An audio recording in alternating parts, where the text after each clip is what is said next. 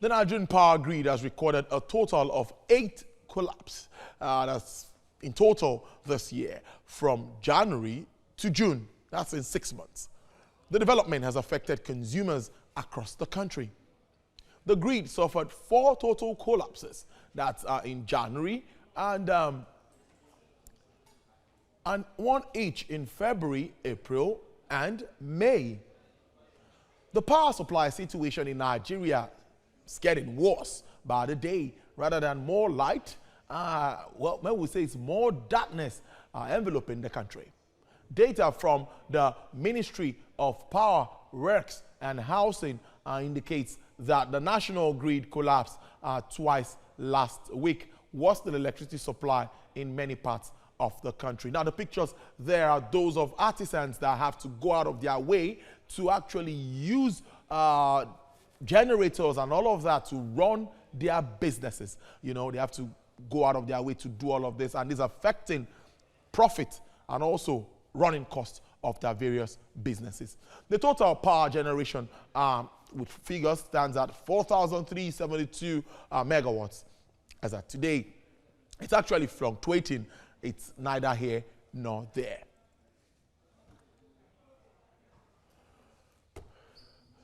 Now, to discuss this critically and put it into proper context, a public policy analyst, Michael Oluwagbemi, is joining me live from Abuja studios. It's great to have you join us again, Mr. Oluwagbemi.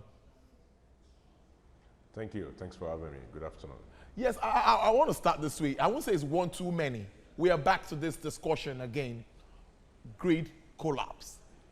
Now, the transmission company of Nigeria is blaming the discos for not taking power.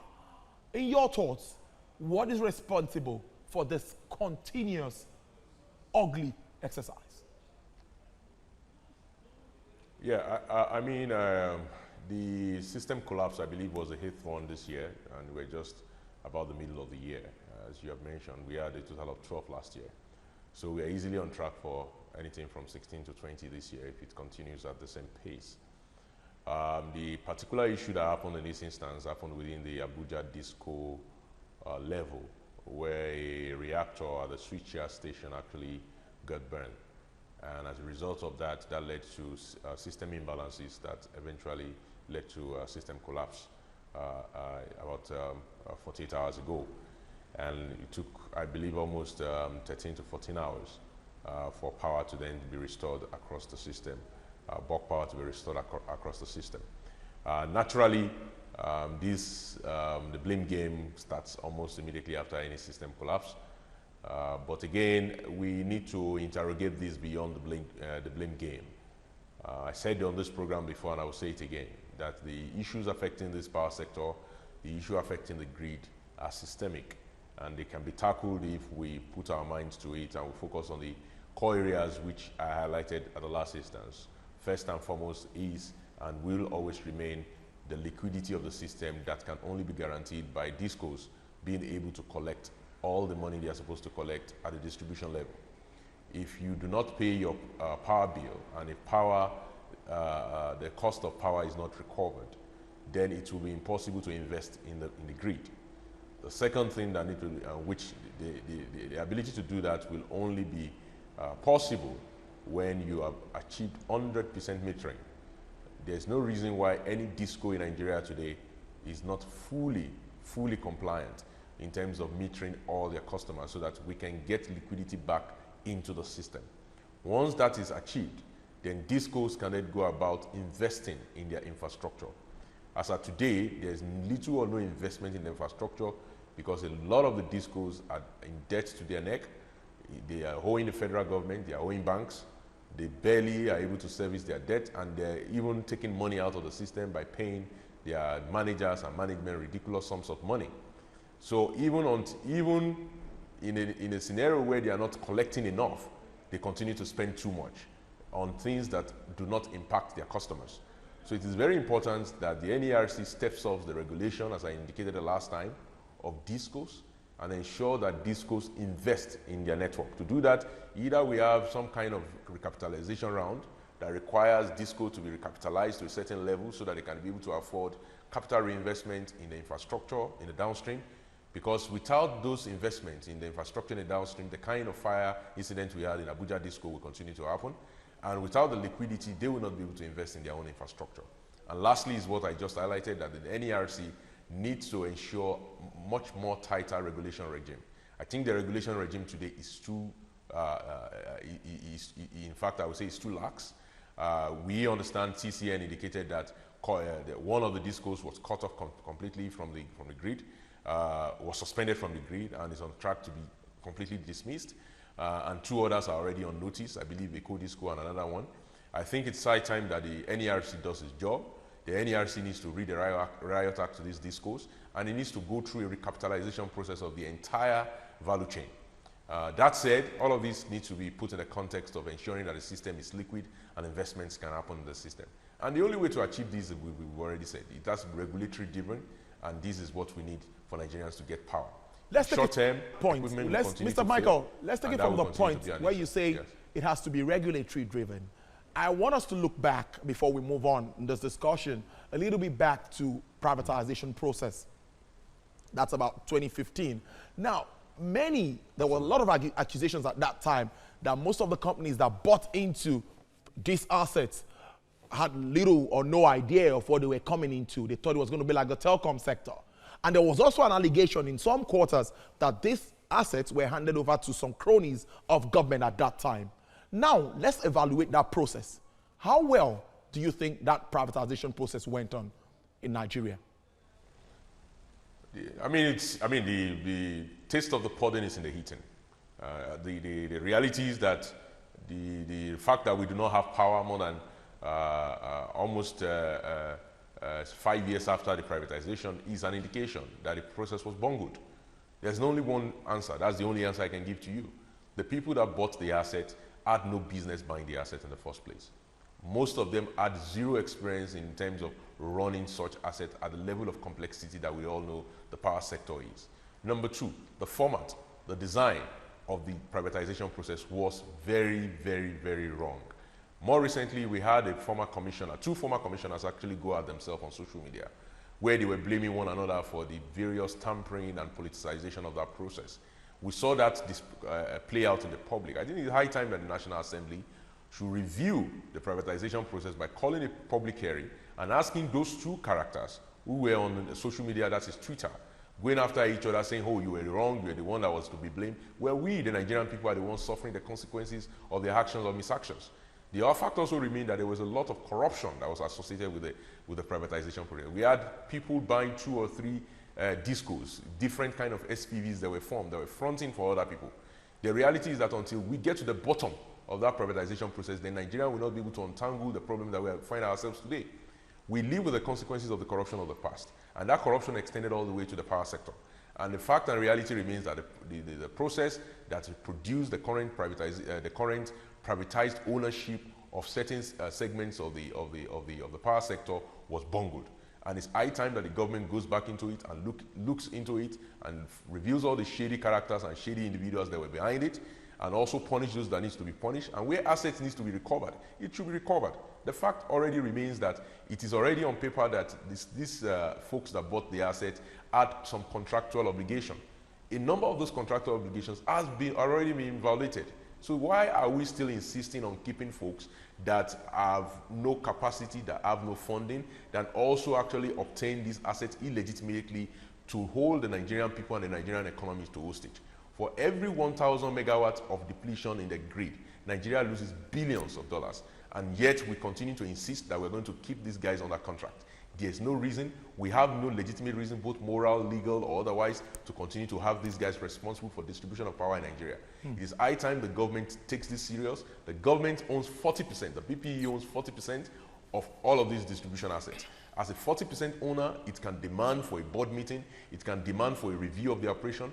The fact also remains that these discos also owe the CBN billions of naira. The CBN can call those, and when they call those, AMCON can take possession of shares of the company, and essentially those companies will revert back to 100% ownership of the federal government of Nigeria. And then we can restart the privatization process. I personally think the Indian model that was undertaken for the privatization of the power sector was a wrong one. What we should have done was a system that actually allowed anybody that's investing in generation to see through all the way to the customer so that they can recover their money. And then you'll not have any of these problems. And we'll have a system where we have multiple grids that are interconnected.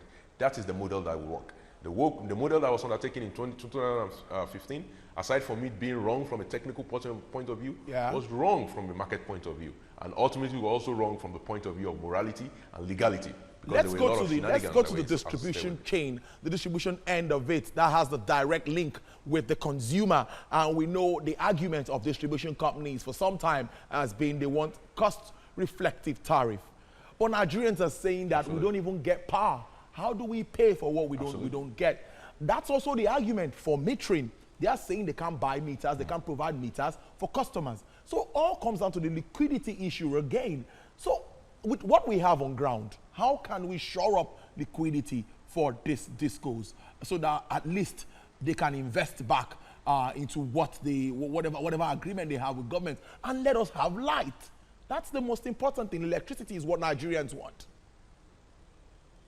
Look, the first thing first is the folks that are in charge of running the discos, do they even know the business that they are in?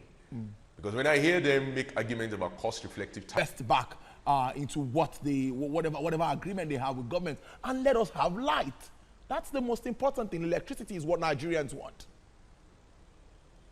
Look, the first thing first is the folks that are in charge of running the discos, do they even know the business that they are in? Because when I hear them make arguments about cost-reflective tariffs, and on the same vein, when we tell them, go and install meters and partner with people that have meters in order to recover your current tariff, they then back off and say they don't want to do that. If you think your current tariff does not allow you to fully recover your cost, by the cost, I don't even understand what they mean by cost, because by the way, they get power essentially free from MBET or from Gencos or TCN, and then they are supposed to recover the money and then pay the money back in a certain ratio. So if you're talking about cost, most of their own costs are actually overhead because most of the infrastructure that they rely on is already on ground. All they need to do is certain upgrades at certain parts of that value chain. But if they are talking about cost-reflective tariff, collect the tariff that is already owed you today 100%. Most of them claim anything from 25% to 52% collection. So if you are losing half of the money that you are supposed to be collecting today, is the first step not to recover what you are supposed to be collecting today by ensuring 100% metering. But for some reason, the current discos, they like the regime of blame game. They do not want to recover the money they hold out there by consumers and by customers.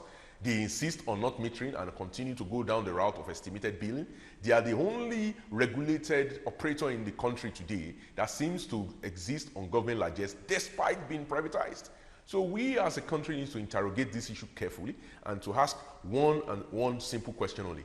Ensure 100% metering. There are meter companies today that have come forward to the discos and said, look, we will work with you. We will install meters for free.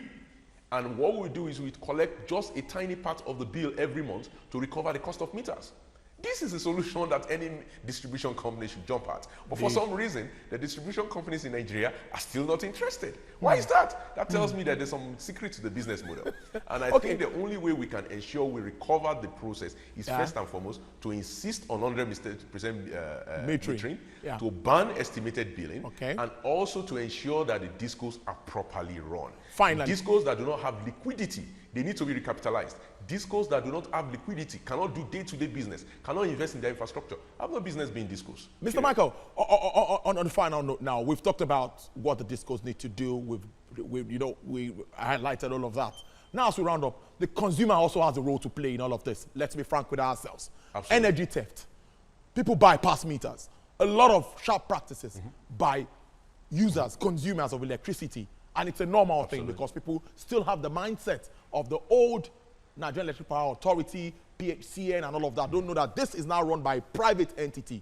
What do you make of that? Yes. It's very important that every state in Nigeria, every state governor in Nigeria sees that electricity is their #1 responsibility. I have to start with that. You see, our governors sometimes also shirk their responsibility. Under the law of Nigeria today, the state governors have responsibility for the economy of their state. And if power is very important and intrinsic to the economy of your state, then you have to take the issue of power theft and recovery of power, the power cost in your state very important. There are a few governors that have actually done the right thing.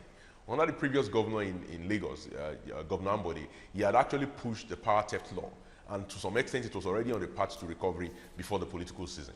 In the case of Kebbi, I know, for example, that the governor had actually given and delegated a task of collecting fees that are due to power companies to district heads, who were able to collect these power fees based on the meter that was put on distribution transformers. So what they did was, any transformer that came and brought power to this area had a certain power allocated to it. It didn't matter to the governor of the state. All he wanted was district heads were responsible for collecting the power that came to their transformers. And suddenly they had 80–90% recovery. Why can't this be done on a national basis? Why can't our governors take responsibilities? Why can't our state house assemblies actually start taking responsibilities for this particular issue? If they actually pass power theft law, stealing at the end of the day is not a federal crime, it's a state crime. So every state in Nigeria have a duty, every state governor, as chief law enforcement officer of their state, have a duty to pass the power theft law in their states. I have a duty to ensure that there's some level of enforcement. I have a duty to ensure that there's a level of cooperation and recovery with discos who are interested in cooperating with them. Until we Nigerians understand that we run a federal republic where state governors have primary responsibility for the economy, and the citizens also have primary responsibility to obey the law. And the enforcement has to be done by the Ministry of Justice across the states. They need to have the prosecutors prosecute citizens, industrial and as well as residential customers, for power theft, for bypassing meters, in order to ensure that we all have power. Then we will not be on the path to success and recovery.